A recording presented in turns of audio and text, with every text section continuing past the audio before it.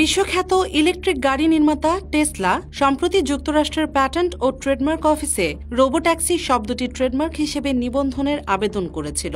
তবে সংস্থাটি এই আবেদন প্রত্যাখ্যান করেছে। কারণ হিসেবে জানানো হয়, শব্দটি অত্যন্ত সাধারণ এবং বিবরণধর্মী হওয়ায় এটি ট্রেডমার্ক হিসেবে গ্রহণযোগ্য নয়।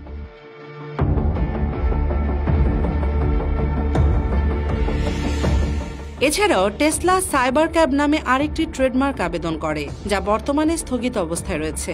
এ নামে পূর্বে অন্যান্য প্রতিষ্ঠান ট্রেডমার্ক দাবি করায় বিষয়টি এখন যাচাইয়ের অপেক্ষায় রয়েছে।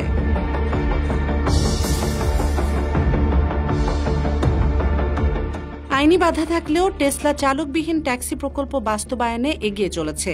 প্রতিষ্ঠানটি ঘোষণা দিয়েছে 2025 সালের জুনে টেক্সাস অঙ্গরাজ্যের অস্টিন শহরে পরীক্ষামূলকভাবে রোবোট্যাক্সি সেবা চালু করা হবে। প্রাথমিকভাবে 10 থেকে 20টি স্বয়ংচালিত গাড়ি দিয়ে এ সেবা শুরু হবে এবং পর্যায়ক্রমে তা বাণিজ্যিকভাবে সম্প্রসারিত হবে।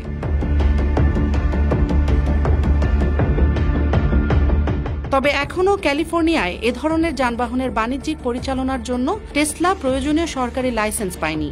পাশাপাশি প্রতিষ্ঠানটির বহুল আলোচিত ফুল সেফ ড্রাইভিং প্রযুক্তিও এখনও পুরোপুরি স্বয়ংক্রিয় নয়। বিশেষ পরিস্থিতিতে চালকের হস্তক্ষেপ প্রয়োজন হয়।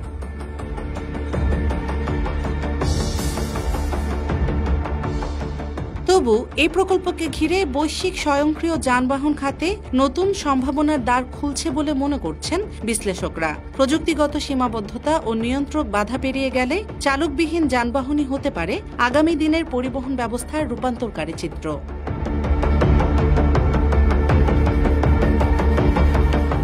Desk report, Bangladesh guardian.